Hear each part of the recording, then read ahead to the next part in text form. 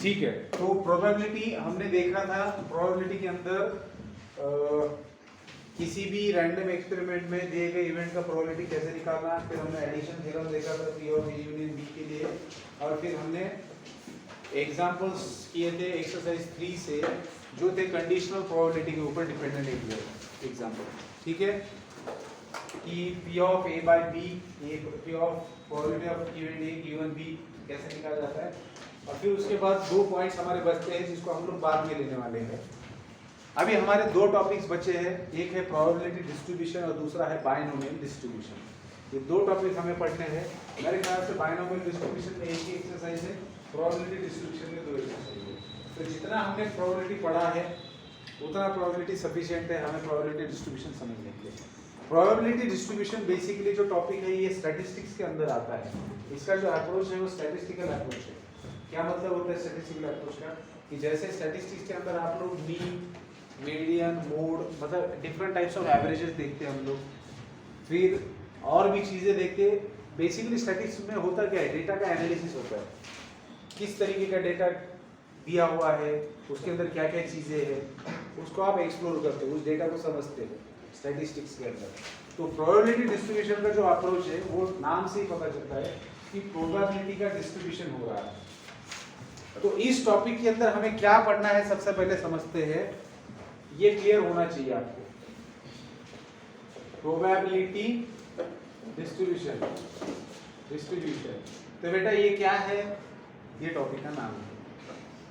ठीक है, आप लोग सीरियस हो गए नहीं हो गए? 5-10 मिनट लगेंगे उसमें से बाहर आने लग रहा होगा अरे यार बहुत बड़ा कांड हो गया, सर तो काफी लेक्चर दी गया आज। लेकिन 5-10 मिनट बाद फिर सब रिलैक्स हो जाता है, जैसे जैसे लेक्चर खत्म होने को आता है, जैसे खत्म हो जाता है तो बात ही खत्म। लेक्चर खत्म होने के टाइम ले लेते ना, फिर घर जाके पढ़ेंगे। घर जाते जाते हो जाएगा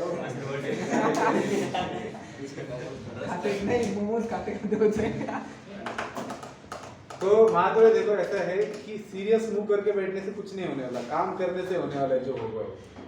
तो ये दिखाने की जताने की कोशिश मत कीजिए कि मुझे बहुत समझ में आया है अभी, बहुत रियलाइज हुआ है, वो तो काम से पता चलेगा हमारे।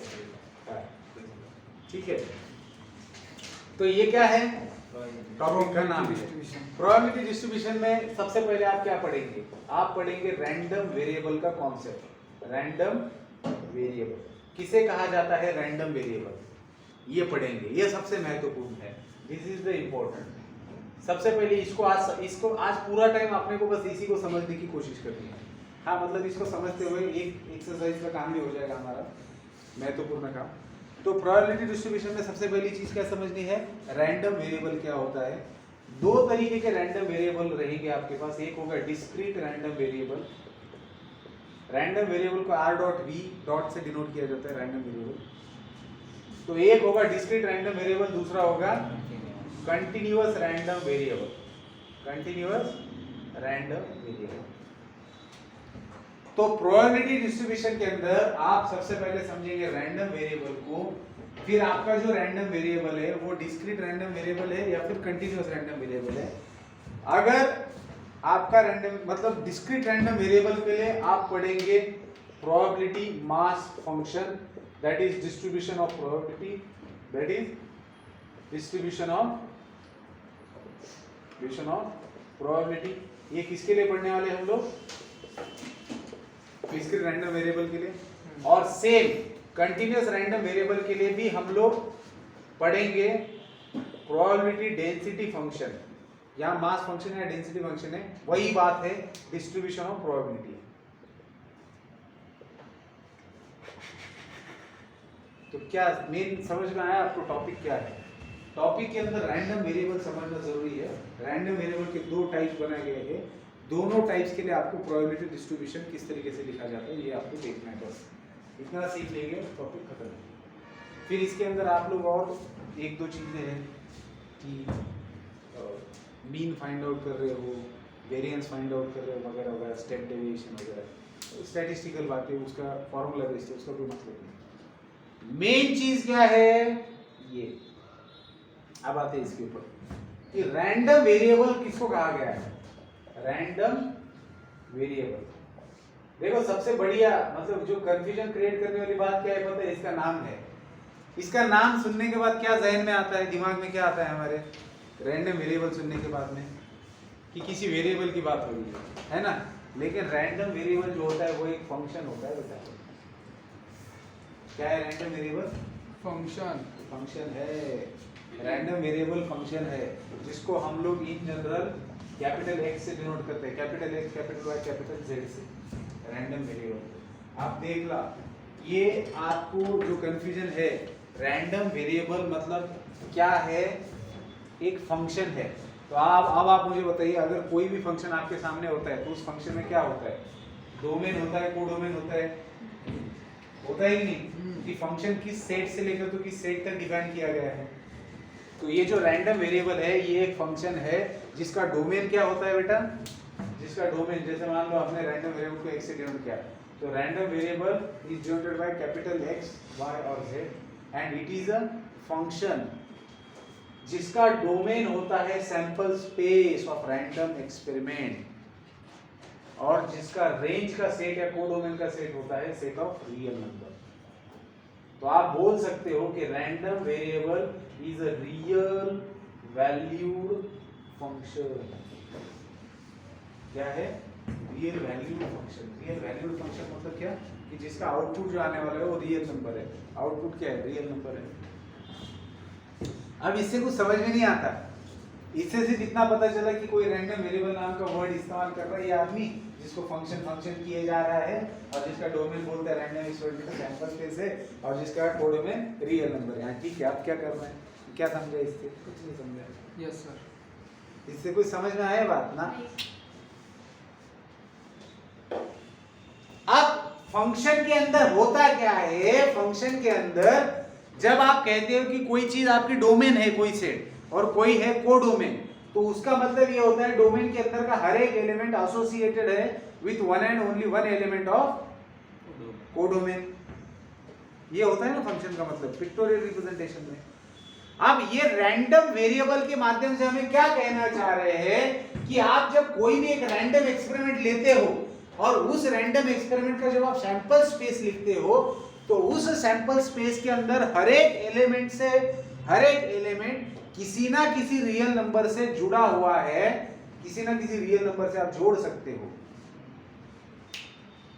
क्या कहा जा रहा है कि आपके पास एक रैंडम एक्सपेरिमेंट है और उस रैंडम एक्सपेरिमेंट में जो आपका सैंपल स्पेस है, तो सैंपल स्पेस के जो एलिमेंट्स है उन एलिमेंट्स को आप किसी ना किसी नंबर से जोड़ेंगे, किसी ना किसी नंबर से जोड़ेंगे। तो हुआ क्या, फिर वो जो नंबर्स आपने एसोसिएट किए सैंपल स्पेस के हर एक एलिमेंट के साथ में, वो हो गए आपके रियल नंबर जो कि आपके कोडोमेन में आएंगे।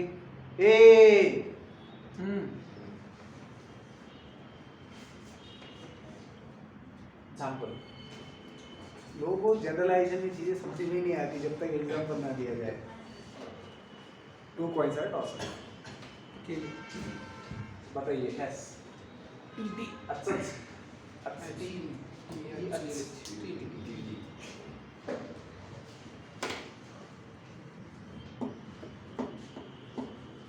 बाप रे, भूख लगी।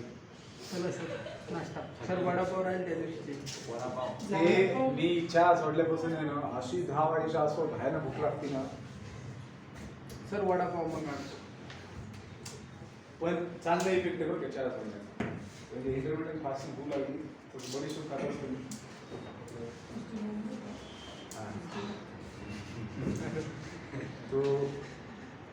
तो बेटा बात ये की भूख लगी है अभी। खाना सर। अब 2 कॉइन टॉस किए हैं, उस दिन वड़ा पाव खा ले, कौन कौन नहीं थे वड़ा पाव में? आरम भी देता, आरम क्यों चला गया, तू तो था ना। अरे वड़ा पाव इसका प्यार से बढ़िया था सर, खूप सारे जण आहेत। देव भी नहीं था।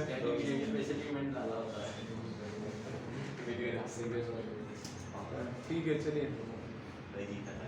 तो जो लोग नहीं थे वो रुको, बाकी चले जाओगे।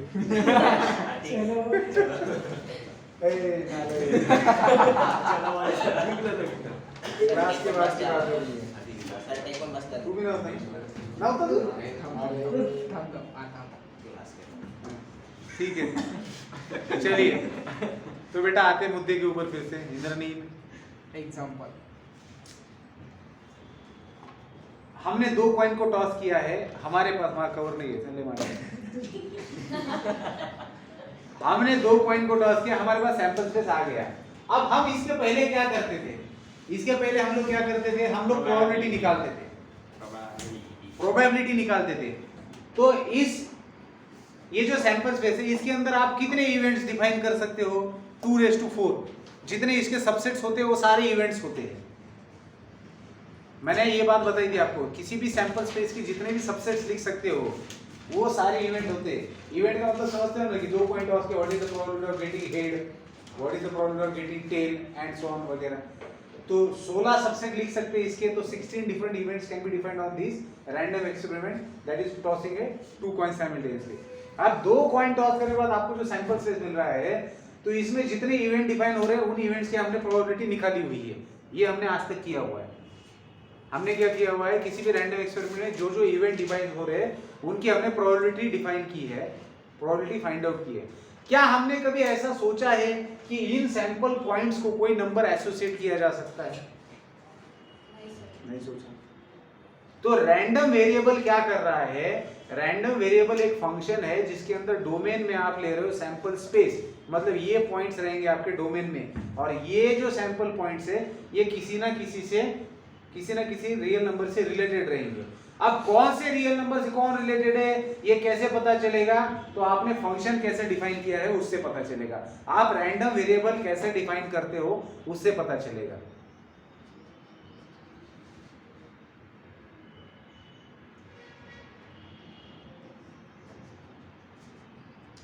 अगर मैं रैंडम वेरिएबल डिफाइन करता हूं कि let x be a random variable which x be a random variable, ठीक है, x be the random variable which denotes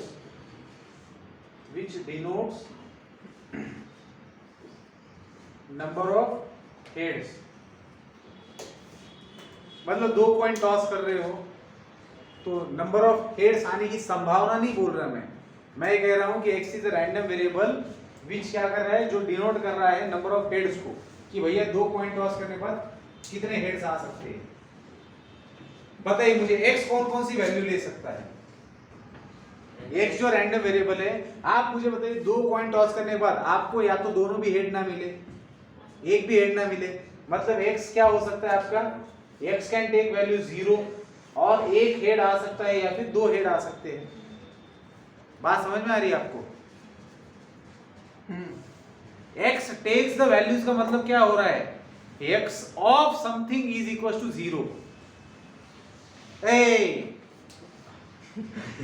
x कौन कौन सी वैल्यू ले रहा है? 0 1 2। अब इसका मतलब क्या हो रहा है समझिए, इसका मतलब हो रहा है we have 2 different sets a and b।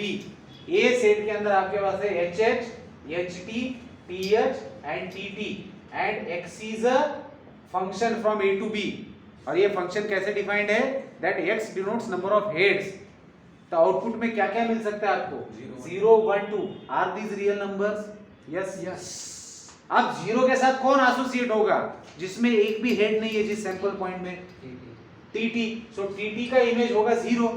tt is associated with 0, तो आपने tt को एसोसिएट कर दिया 0 के साथ में।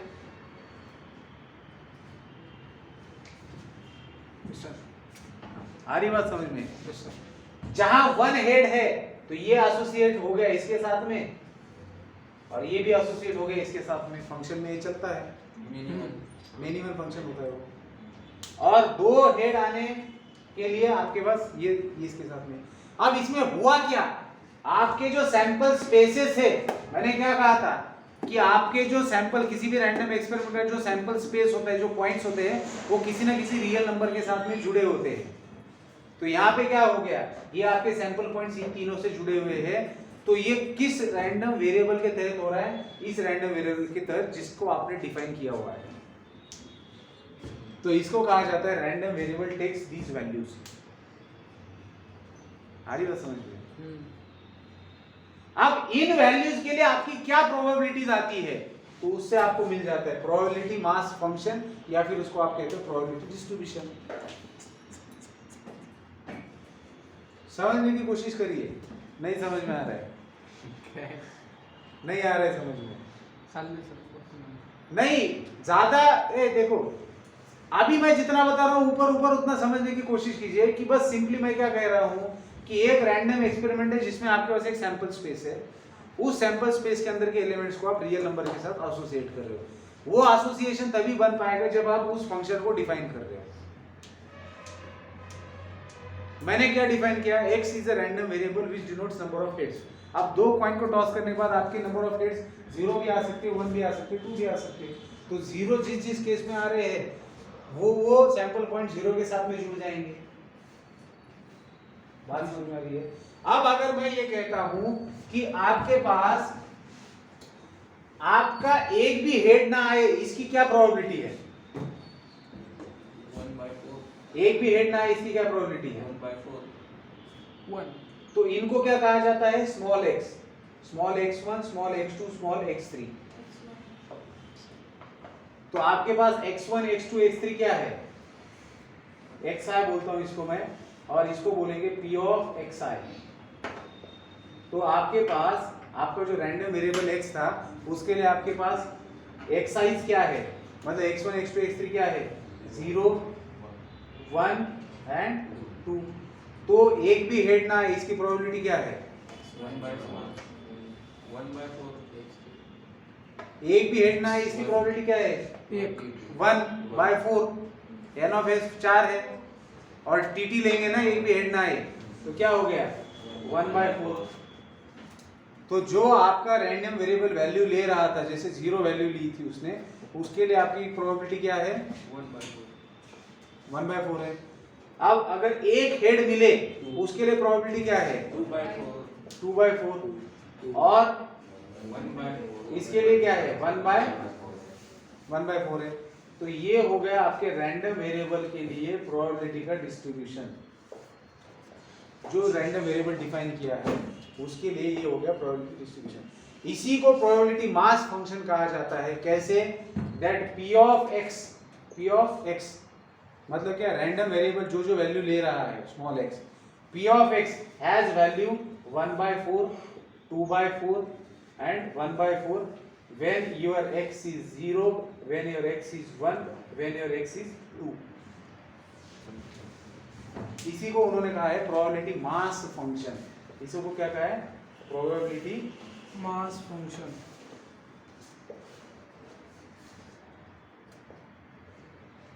तो इसके अंदर ये जो आपके p ऑफ x है ना, ये जो प्रोबेबिलिटी थे, इनकी एडिशन मुझे बताइए कितने हो सकती है?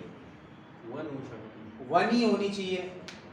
जब आप प्रोबेबिलिटी मास फंक्शन लिखते हो, याद रखना कि जब भी हम रैंडम वेरिएबल के लिए प्रोबेबिलिटी मास फंक्शन लिखेंगे, किसी भी रैंडम वेरिएबल के लिए, तो उसका एडिशन कितना आएगा? 1 आएगा। तो प्रोबेबिलिटी मास फंक्शन के अंदर जो आपका p ऑफ xi होते हैं, तो समेशन ऑफ pi, एक तो प्रोबेबिलिटी जो होती है इनकी that is greater than less than equal to 0, मतलब कोई भी एक रैंडम वेरिएबल है जो वैल्यू ले रहा है उसकी प्रोबेबिलिटी 0 और 1 के बीच में रहेगी, और इनका जो समेशन रहेगा where i runs from 1 to n, जितने भी दिए हुए हैं, तो वो रहेगा आपका 1। या 1 पेक्षा कमी होऊ शकतं का? कौन? नहीं, P ये आणि नहीं आ सकता। नाही आप एग्जाम्पल जब लेंगे तो समझ में आएगा आपको। आप जब भी कोई रैंडम वेरिएबल डिफाइन करते हो ना, रैंडम वेरिएबल डिफाइन करते हो, तो वो जो भी वैल्यूज लेते हैं उसके लिए सारी प्रोबेबिलिटीज आ जाती है उसमें, मतलब सभी सैंपल पॉइंट्स आ जाते हैं उसके लिए। मतलब कुछ सैंपल पॉइंट्स यहाँ बटेंगे, कुछ यहाँ के लिए बटेंगे, कुछ यहाँ के लिए बटेंगे, इस तरीके से। आपण x1 x2 x3 कसं म्हणलं? हमने x1 x2 x3 इनको बोला है रैंडम वेरिएबल्स का जो रेंज वाला सेट होता है उसको। याद रखेंगे कि आपके रैंडम एक्सपेरिमेंट के अंदर जितने सैंपल पॉइंट्स है they are associated with some real numbers and that real numbers की हम प्रोबेबिलिटीज देख रहे हैं। पहले हम क्या करते थे? Probability of getting only tail देखते थे, जिसको हम बोलते थे 1/4, या probability of not getting any head, जिसकी प्रोबेबिलिटी हम सीधा लिखते थे 1/4। अब आपने क्या किया? टी को 0 के साथ में जोड़ दिया और इस 0 की प्रोबेबिलिटी 1/4 बोली है। अब आपने बीच में सिर्फ एक और चीज बढ़ा रखी है। पहले आप सीधा सीधा इसकी इन इवेंट्स की, जैसे probability of getting when we are tossing 2 coins, probability of getting only 1 head, ऐसा इवेंट हम लोग डिफाइन करते थे ना, प्रोबेबिलिटी ऑफ गेटिंग 1 हेड, तो उसकी प्रोबेबिलिटी क्या होती थी 2/4। लेकिन अभी हमने क्या कहा कि x is a random variable which denotes number of heads जब when we are tossing 2 coins. तो हमने कहा कि भैया x क्या क्या वैल्यू लेगा, फिर अगर वो नंबर ऑफ हेड्स की बात करें तो हो सकता है कि एक भी हेड ना आए जब 2 कॉइन टॉस कर रहे हो। मतलब जैसे किसी डेटा में होता है ना, जैसे मैंने आप सभी लोगों के मान लीजिए वेट ले लिया, अब मैंने पूछा कि भैया 55 केजी के कितने लोग हैं, तो उसकी फ्रीक्वेंसी मिल जाएगी ना आपको। यहाँ पर क्या हो रहा है, यहाँ पर मैं पहले तो ये बात कर रहा हूँ कि भैया 2 कॉइन टॉस हो रहे हैं, तो एक मैंने वेरिएबल ऐसा लिया रैंडम वेरिएबल कि जिसको मैं क्या डिनोट कर रहा हूँ कि नंबर ऑफ हेड्स। तो उसमें अब क्या होगा कि नंबर ऑफ हेड्स कितने आ सकते हैं, एक तो कुछ भी नहीं आएगा 2 कॉइन टॉस करने के बाद, मतलब दोनों टेल आ रहे हैं, या फिर क्या हो सकता है एक हेड आएगा एक टेल आएगा, या फिर दोनों हेड आएंगे। तो ये होगा आपके रैंडम वेरिएबल्स, मतलब रैंडम वेरिएबल आपने डिफाइन किया, उसके तहत रैंडम वेरिएबल का जो रेंज का सेट है वो आपको मिल गया। तो इसी को हम कहते हैं कि random variable takes this 3 different values, और इन वैल्यूज के लिए क्या प्रोबेबिलिटीज है, आ रही बात समझ में। अगर यही चीज मुझे ऐसे ना लिखनी होती तो मैं कैसे लिखता उस भाषा में लिखता कि not getting head, getting only 1 head, getting 2 heads. तो जब मैं कहता हूं कि रैंडम वेरिएबल, तो उसका ये मतलब होता है कि हम रैंडम वेरिएबल को किस तरीके से डिफाइन कर रहे हैं,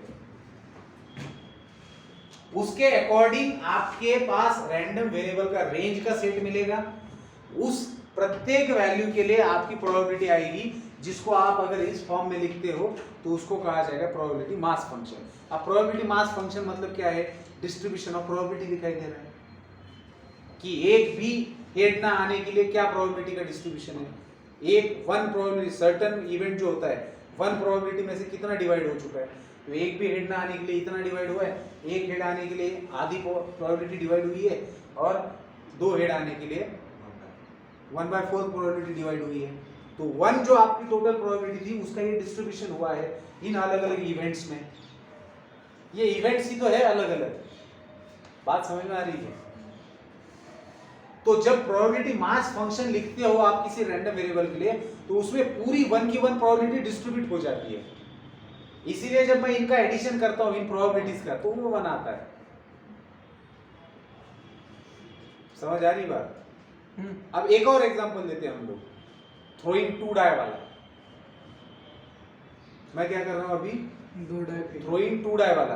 अब अगर मैं आपसे कहता हूं कि x is a random variable, इसको लिखना है आप लोग। अरे इसको नहीं, अच्छा ठीक है, चलिए समझ के लेते हैं, बाद में क्वेश्चंस में तो सॉल्व करना ही है, पहले थोड़ा समझ के लेते हैं। ये नालायक नाम बोल दिया ना इसने, एक्चुअल में लिखना चाहिए था, लेकिन ठीक है लिया इथं नाही आहे ते काय त्याच्यावर तुला कळलं ना झाले काही यार। त्याला कळलं नाही म्हणून लिहायचं नाही. नहीं ठीक है, हम लोग क्वेश्चन जब करेंगे तो उसके अंदर ये सारी चीजें आनी वाली है, काफी सारे क्वेश्चन है। अभी आप सिर्फ समझने की कोशिश कीजिए रैंडम, मेरी पूरी कोशिश क्या चल रही है कि आप रैंडम वेरिएबल को समझिए कि रैंडम वेरिएबल क्या है। मैंने ये आपको बताने की कोशिश की कि किसी भी रैंडम एक्स पे कुछ लोग की मजे चल रहे हैं, ऐसा मत करो, सीरियस इशू चल रहे हैं यहाँ पे, बच्चे स्ट्रगल कर रहे हैं इसको समझने में। वरद तुम समजते का ते लक्ष्मीकांत बेर्डेचा एक पिक्चर आला होता का, आम्ही लहान असताना, धडाकेबाज म्हणून, त्याच्यामध्ये कवट्या महाकाल होते डाकू, त्याच्यामध्ये लक्षाला आहे ना एक बॉटल सापडती, त्याच्यात तो गंगाराम असतो, सेम तसा दिसत गंगाराम म्हणे, तर तू नीट राहा आता।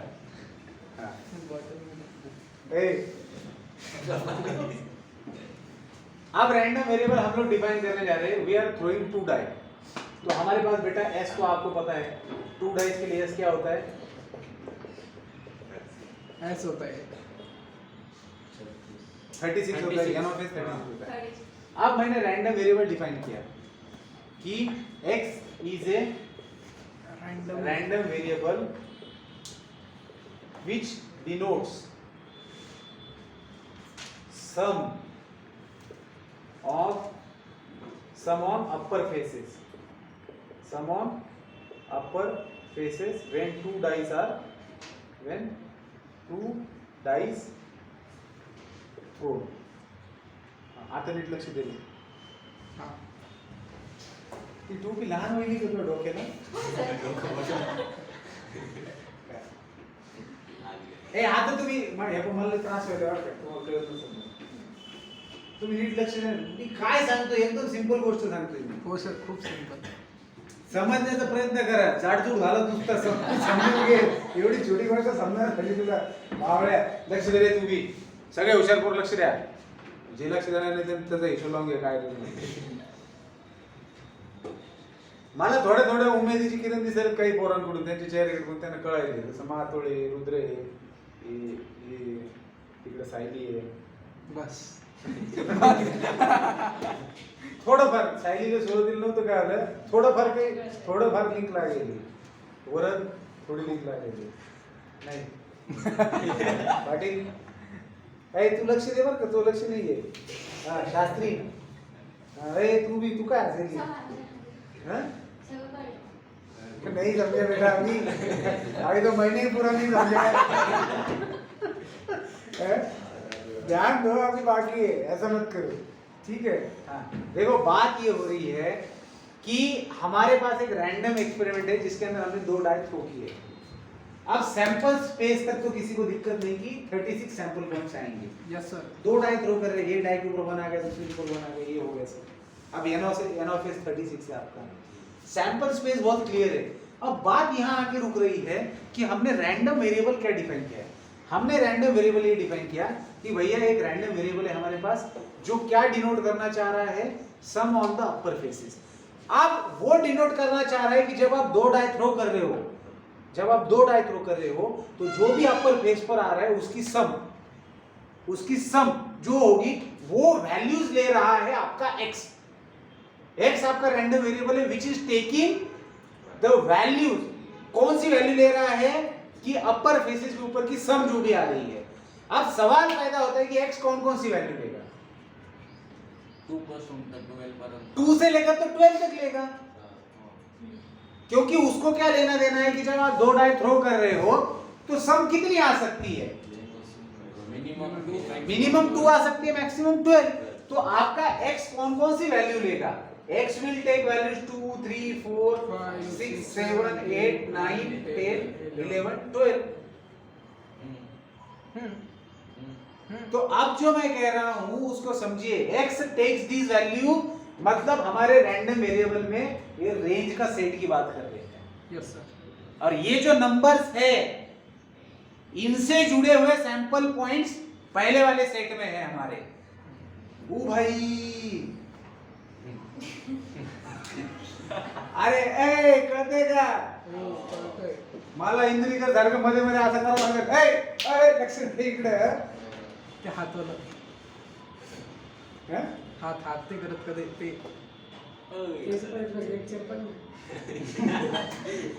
बोला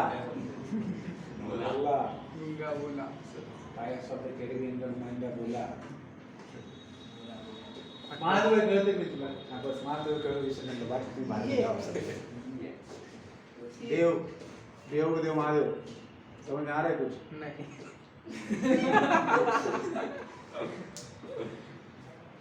तुला रे झालं एक इकडे. दुश्मनी माझं. अरे तू लक्ष दे ना बाबा. नाही म्हणतो डायरेक्ट काही लक्ष दे. काही तू होप दे मला. एवढं वेळ बोलले तर थोडं तरी कळलंय म्हणून.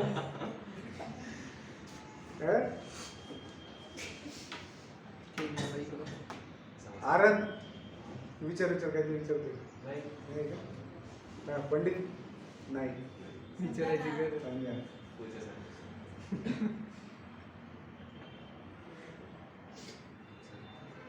काही जणांना विचारणं धोका आहे. चला सर पुढं एक नंबर लिहायचे मी अशी match the pair x random variable कैसा है, कौन सी वैल्यूज ले रहा है, समझ में आ रहा है कि भैया दो डाई थ्रो किए हैं तो एडिशन की बात हो रही है। अब क्या क्या पॉसिबल एडिशन हो सकती है, ये हो सकती है। आप प्रोबेबिलिटी मास फंक्शन या डिस्ट्रीब्यूशन अगर करना है तो दो सम आने वाले कितने पॉइंट्स है हमारे पास, दो सम आएगी, कितने पॉइंट्स है मेरे पास, दो सम आएगी जिनकी एक ही पॉइंट है 1,1, यही एक है। तो जो x आपका, जैसे हम लोग प्रोबेबिलिटी डिस्ट्रीब्यूशन कैसे लिखते हैं कि xi है यहाँ पर और यहाँ पर probability of p of xi है। तो x कौन कौन सी वैल्यू ले रहा है, रैंडम वेरिएबल, जैसे 2 लिया जैसे रैंडम वेरिएबल 2 लिया। अब दो सम आएगी, इसके लिए प्रोबेबिलिटी क्या है मेरे पास 1/36, क्योंकि एक ही पॉइंट है सैंपल स्पेस में का। 1,1 से लेकर तो 6,6 तक कितने पॉइंट है जिनका सम 2 आता है, एक ही पॉइंट है, एक ही पॉइंट है, तो उसका प्रोबेबिलिटी हो गया 1/36। बाकी सबके 2/36। अब 3 सम आएगी, 3 सम आएगी तो देखिए 1,2 2,1 ये ऐसे चलेगा, फिर ये ऐसे 3 हाँ पॉइंट, सर तो पता नहीं देखेंगे सर असंच चालतं सर 12 का सिर्फ 1 तो 2,36 दो एलिमेंट है। अब 4 आने के लिए क्या है आपके पास 1,3 2,2 3,1 3 लोग हैं 3/36। 5 आए सम इसके लिए निट 3,1 1,4 2,3 3,2 4,1 चार येतात 4/36 5/36 उगा तसं ना करू नाही नाही येतात डॉट डॉट डॉट 12/30 वापस कम हो जाएंगे। 7 हाँ 6/36 6/36 देखो इन सब की सम होना चाहिए। सर तुम्ही घ्या सर 6/36 मी सांगतो सर घ्या आता उलट घेत चला 5 4 3 7 अच्छा चलो 7 की सम करके देखते हैं 1,6 अरे सर आहे ना 6,1 इकडे 5,1 शेवटी येतं 6,1 आणि 1,6 त्या मधली लाईन पुरी 6 ची घ्या सर तुम्ही बरं सर ठेवा सर 8 फिर 5, 4,36 10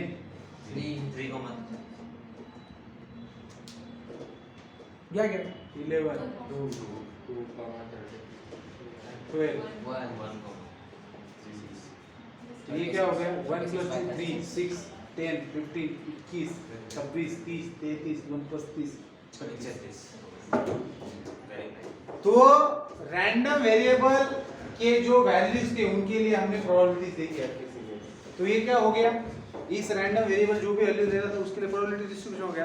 अब अगर प्रोबेबिलिटी मास फंक्शन लिखना है तो इसे डिस्ट्रीब्यूशन, ये डिस्ट्रीब्यूशन ही तो होता है। क्या लिखेंगे कि जब ये इनपुट हो रहा है उसके लिए ये आउटपुट है। प्रोबेबिलिटी मास फंक्शन में होता क्या है कि आपने p ऑफ x लिख दिया, तो p ऑफ x 1/36 है किसके लिए, when your x is equals to 2। तो जब आप इनपुट प्रोबेबिलिटी मास फंक्शन में इनपुट 2 दे रहे हो 2 and 12 ना 2 and 12 ना 2 आणि 12 हाँ 2,12 सही है। तो जब x का वैल्यू 2 या 12 होगा तब आपका प्रोबेबिलिटी क्या होगा 1/36 होगा। अब इसको अगर ऐसे देखना है आपको फंक्शन के तरीके से, तो 1,1 किससे रिलेटेड है 2 से, मतलब आपका पहला सेट है जिसके अंदर, इसके अंदर एलिमेंट क्या आएंगे बेटा 2 से लेकर तो 12 तक 12 तक, और इधर पेयर्स आएंगी 1,1 1,2 इस तरीके से। तो 1,1 किससे रिलेटेड है 2 से, हां पेयर आ रही बात समझ में। फिर 1,2 एंड 2,1 किससे रिलेटेड है 3 से, ऐसे। तो अब आपको थोड़ा बहुत क्लियर हो रहा है कि रैंडम वेरिएबल क्या है। रैंडम वेरिएबल फंक्शन है जिसमें सैंपल स्पेस के अंदर के सारे एलिमेंट्स किसी ना किसी रियल नंबर से रिलेटेड है। हमारा काम होता है कि हमारा रैंडम वेरिएबल का रेंज का सेट क्या हो सकता है, वो बेटा रेंज का सेट क्या हो सकता है। तो रेंज का सेट एक बार आपने ढूंढ लिया कि उससे रिलेटेड प्रोबेबिलिटीज ढूंढ लो, मिल गया प्रोबेबिलिटी मास फंक्शन। हां सर काही सोपं आहे आप समझा कि नहीं समझा, समजा समझा ना अभी। आता समजलं सर सगळ्यांना नहीं तो वही होता है ना, एक दो एग्जांपल की जरूरत पड़ती है. समझ में आ गया तो मेरा जीव भांडे में गिर गया. कशात? जीव भांडे में पड़ने मेहनत नहीं कमाई. हां सर. अब मैं कर सकता हूँ. झालं ना सर? झालं, समजलं. झालं ना. अब ये अगर आप लोगों को समझ में आया है तो अब हम लोग क्वेश्चन सॉल्व करते हैं. कल लेकर अरे 10 मिनट दे दो और मुझे. सांगाल पेपर सर आम्हाला थोडं. अच्छा चलो मुझे एक तो आप ऊपर ऊपर ताजा ताजा बताओ आपको कितना समझा है थोड़ा सा. पूरा समझ गया. तो पहले एक्सरसाइज का पहला क्वेश्चन पढ़ते हैं. मुझे आपको बस ये बताना है अभी कि रैंडम वेरिएबल जो है वो कौन कौन सी वैल्यू लेगा. एक रैंडम वेरिएबल कौन कौन सी वैल्यू लेगा मुझे आपको मुझे बताना है. मुझे आपको नहीं, आप लोग मुझे बताएंगे. जी सर. क्या है बहुत मारूंगा. आपको दिया था सर. ओए बेटा पहला देखो एक्सरसाइज 7.1 में क्या कह रहे हैं. Let x represent the difference between. क्या है x रिप्रेजेंट. Difference between. Let x represent the difference between the number of heads. x कौन है अभी रैंडम वेरिएबल और उसको डिफाइन कर रहे हैं. x represent क्या difference between number of heads and number of tails. किसका रे. when a coin is tossed 6 times. Question क्या पूछा. What are the possible values of x. What are the possible values of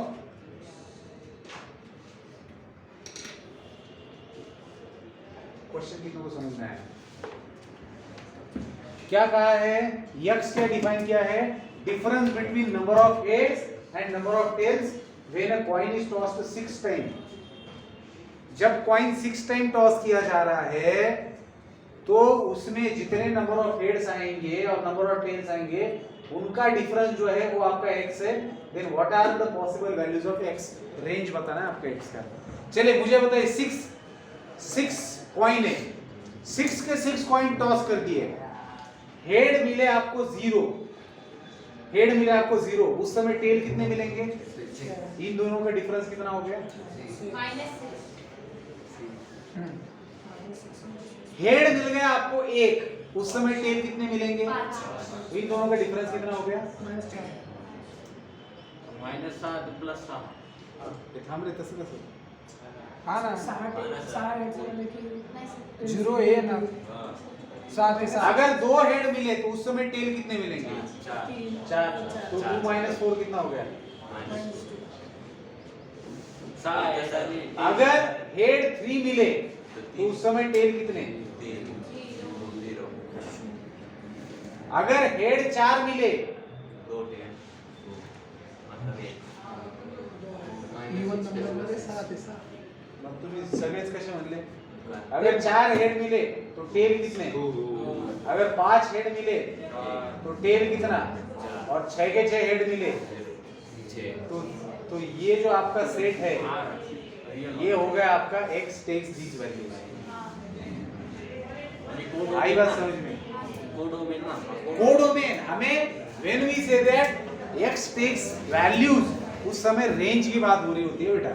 इसकी range की बात हो रही है. ठीक है. तो चलिए आगे और डिस्कशन होगा. काफी सारे क्वेश्चन थे इस पे. ठीक है मिलते हैं कल फिर.